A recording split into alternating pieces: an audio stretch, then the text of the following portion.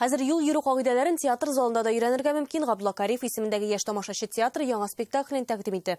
Юлдашның туган көне дип аталган тамаша Юхиди белән берлектә әзерләнгән. Монда балалар юл йөрү кагыйдәләрен уен аша өйрәнә. Дәрес тамашаны Раилә Вәлиуллина да күреп кайтты.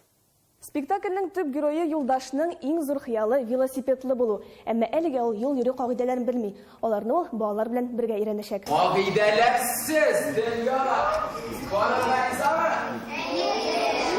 Юлдашка ияреп кагыйдәсез дөньяга китсәләр дә, балаларга Юхиди хезмәткәре белән очрашырга туры килә. Сорауларга бирелгән һәр дөрес җавап геройның хыялына бер адым.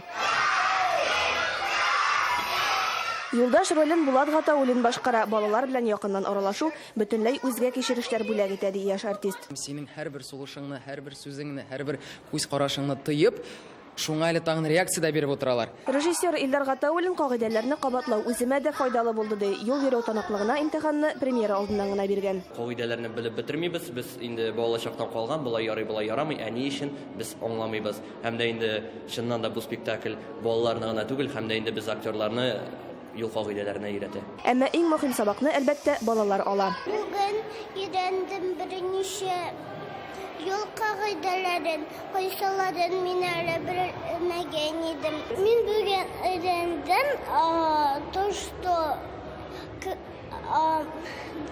дорогада ярамы уйнарга.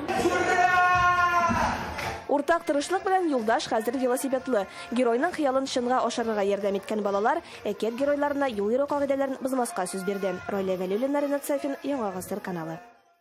Әлеге сәгатькә